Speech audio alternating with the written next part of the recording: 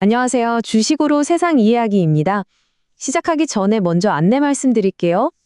오늘 다루는 내용은 투자를 위한 참고 자료일 뿐 특정 종목을 사거나 팔라고 추천하는 건 절대 아니라는 점 꼭 기억해 주세요.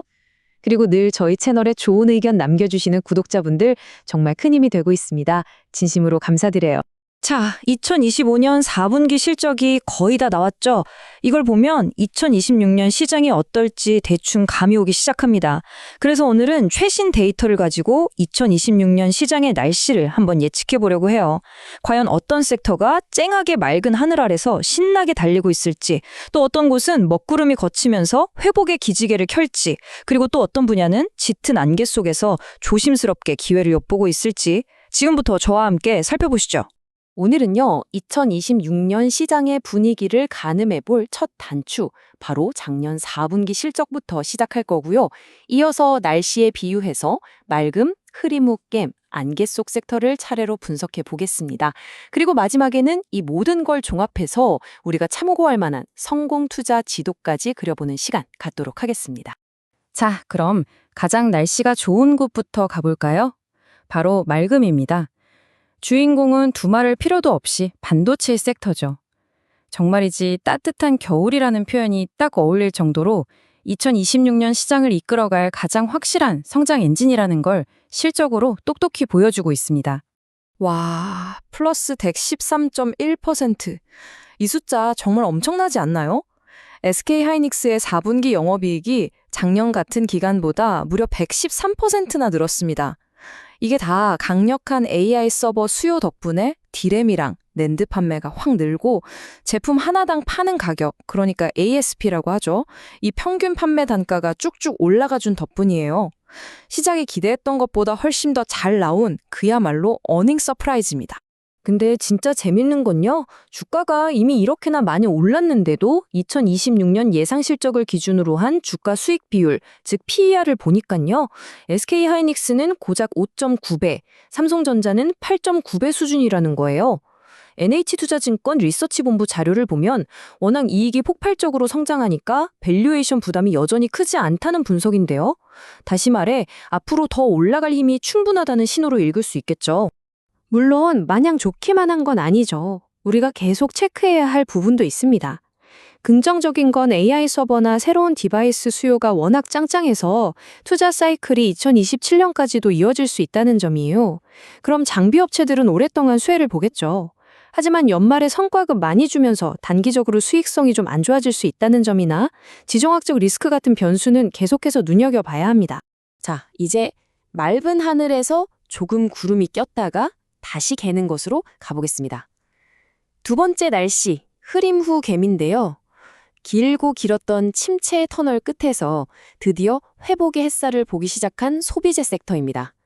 특히 내수 소비와 K뷰티가 그 중심에 있어요. 이 차트 한번 보세요. 회복세가 그냥 눈에 확 들어오죠? 4분기에 백화점 기존점 성장률이 무려 9%를 찍으면서 다른 곳들을 압도하고 있습니다. 8년 만에 최고치를 기록한 소비자 심리지수 덕분에 꽁꽁 닫혔던 지갑이 드디어 열리기 시작한 거예요. 편의점이나 할인점도 꾸준히 플러스를 기록하고 있고요. 아주 대표적인 사례가 바로 현대백화점입니다. 코로나 전에는 전체 매출에서 외국인이 차지하는 비중이 1.5%에 불과했는데 2025년 말에는 6% 중반까지 올라왔어요. 이게 무려 4배가 넘게 뛴 거거든요. 다시 돌아온 해외 관광객들이 백화점 성장에 그야말로 로켓 연료를 팍팍 넣어주고 있는 셈입니다. 그래서 NH투자증권 리서치본부에서는 이런 회복세를 보면서 신세계와 현대백화점을 최선호주, 그러니까 가장 좋게 보고 있습니다. 2026년 예상 실적 기준으로 PER이 각각 9.6배, 7.9배인데요.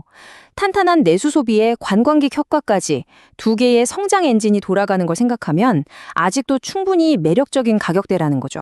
소비재 회복의 또 다른 한 축, 바로 K뷰티를 빼놓을 수 없죠. 예전에는 중국 시장 하나만 바라봤다면 이젠 그 의존도에서 완전히 벗어나서 유럽, 중동, 미국 같은 새로운 시장에서 성장 동력을 찾아냈습니다. 이건 체질 개선에 완벽하게 성공했다고 봐야죠. 그 대표 주자가 바로 APR인데요. 4분기 영업이익이 무려 189%, 정말 폭발적으로 늘었죠. 그 비결은 바로 미국 시장 공략 성공입니다. 전체 매출의 거의 절반인 47%를 미국에서 벌어들일 정도니까요.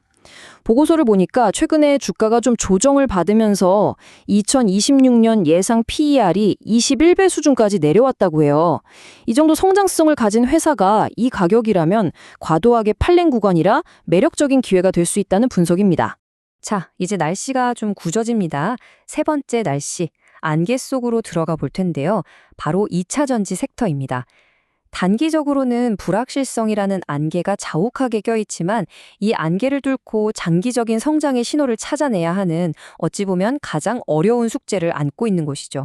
지금 안개가 낀 가장 큰 이유? 바로 이겁니다. 전기차 수요가 예전 같지 않다는 우려 때문이죠. GM이나 포드 같은 미국 대표 자동차 회사들이 전기차 전환 속도를 늦추고 심지어 배터리 공급 계약을 취소하기까지 하면서 투자 심리가 그야말로 꽁꽁 얼어붙었습니다. 핵심 질문은 바로 이거겠죠. 단기적으로 전기차 수요가 좀 주춤한다고 해서 2차 전지 산업의 장기적인 성장 스토리가 완전히 끝난 걸까요? 많은 분들이 이게 궁금하실 거예요. 아니면 그냥 잠시 쉬어가는 구간일까요?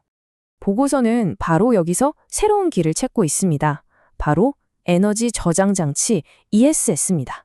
전기차 수요 둔화라는 단기적인 악재를 이겨낼 만한 새로운 장기 성장 동력으로 이 ESS 시장이 떠오르고 있다는 분석이에요.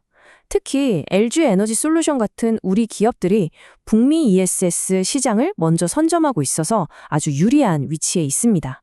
다가오는 3월에 열리는 인터배터리 같은 행사들이 분위기를 바꿀 수 있을지 지켜봐야겠습니다. NH투자증권 리서치본부에서는 이런 말을 했어요. 1월 말에 실적 발표가 끝나고 2026년 전망에 대한 눈높이가 좀 조정되고 나면 주가가 안정되고 전기차 관련 악재에도 점점 무뎌질 거다. 이게 무슨 말이냐면요. 이제 가장 비관적인 시점은 지나가고 있다는 신호로 볼 수도 있다는 거죠. 자, 그럼 지금까지 맑음, 흐림 후겜, 안개 속까지 2026년 시장의 날씨를 쭉 살펴봤는데요. 이걸 바탕으로 우리가 참고할 만한 구체적인 투자 지도를 한번 완성해 보시죠. 2026년 포트폴리오 전략은 이 세 단계로 딱 요약할 수 있습니다. 첫째, 날씨가 가장 맑은 반도체를 핵심 성장주로 삼아서 포트폴리오의 뼈대를 튼튼하게 세우는 겁니다. 둘째, 날이 개고 있는 유통이나 화장품 같은 회복주를 더해서 안정성을 챙기고 추가 수익도 노리는 거죠. 그리고 마지막 셋째, 안개 속 2차 전지는 단기적인 흔들림에 일희일비하지 않고 좀 더 긴 호흡으로 지켜보면서 기회를 잡는 인내가 필요합니다. 이건 결국 단기적인 흐름과 장기적인 가치, 이 두 마리 토끼를 어떻게 잡을 거냐의 문제예요. 반도체나 유통처럼 지금 당장 실적이 좋고 분위기도 좋은 쪽을 따라가는 단기적인 관점도 필요하고요. 또 2차 전지처럼 지금의 잡음보다는 ESS라는 더 큰 구조적인 변화를 보고 투자하는 장기적인 관점도 필요한 거죠. 이 둘을 잘 조화시키는 지혜가 중요합니다. 결국 투자는 관점의 싸움인 것 같습니다.